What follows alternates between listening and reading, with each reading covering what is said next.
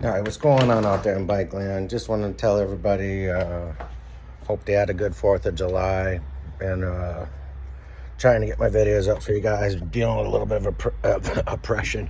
Yeah, some of that too, depression. So, but yeah, we'll hope to try to get back to it. As you guys know, we had the 110 we put on Bumblebee, and we've been trying to do some modifications to that slowly and post the result for you.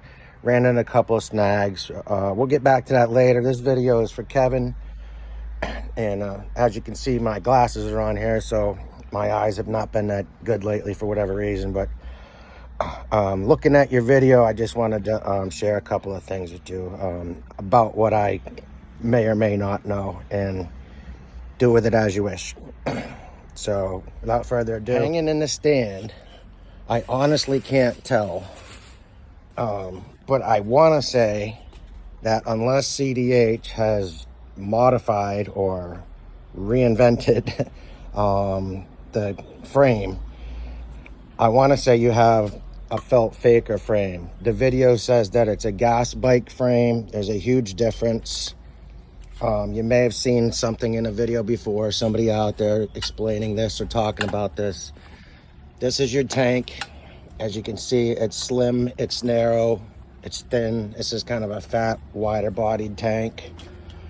And as well, the tubing on a gas bike is round. A little bit of a press on the bottom, but on the felt faker, you have a very wide, flat bar. So those are my first two observations. Next observation, and you can see as well, this is an old MZ Miami gas bike frame. Had a little bit of a fatter tank, still thin. I think the gas might have been just a little bigger in this. Side by side to another one right here, you can kind of see the difference. This is just a little beefier there. Again, they're in the back, round, a little bit of a flat on those. So I'm thinking that's what you're working with. Again, they may have chopped the tank and added the framing. What I've noticed building this, pedal clearance is going to be a big issue. I can't remember right off what this is.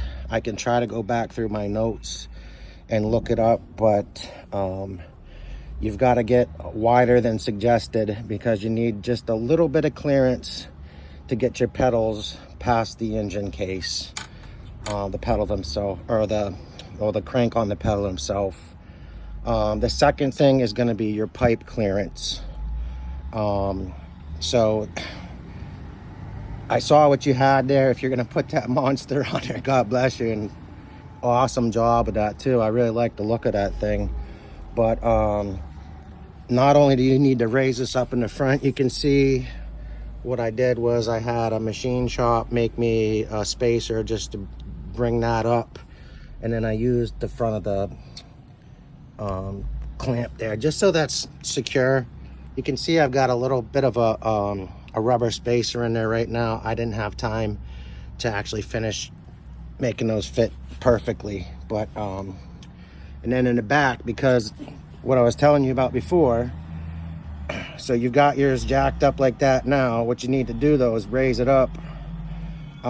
Reason for that is not only the clearance here that we talked about, but you need to have space for your pipe. YZ85 pipe coming around on the other side, you have to have the room to get by the pedal, and it's tight, let me tell you. You might make something that comes off of the here, a little collet that you can add this to.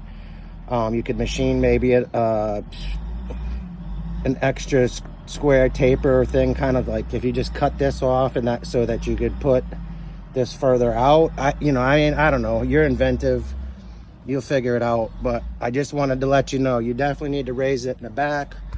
All I did was take an extra rear engine mount there. You can see the little horsefly or something died last night. I haven't even been out here to take the cover off till just now, but so yeah, you're gonna want to cut that in the back. raise that up. Minarelli tuning that was not too difficult, but I would definitely recommend trying to use a mid-range setup for the engine.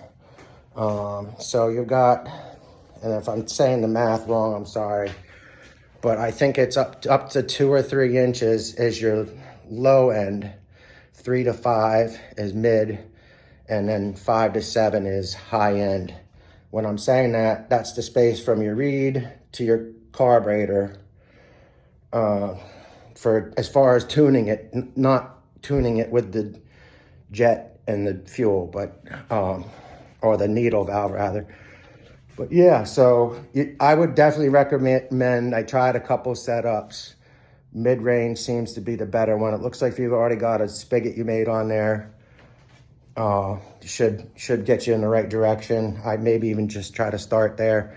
But the other thing that I did hear you talking about was the cap. I had trouble running the Minarelli on there for a little while because it was so hungry for fuel, it would lock up and it would stop running. The same hose you can use, you know, for putting your carb on, radiator hose or whatever.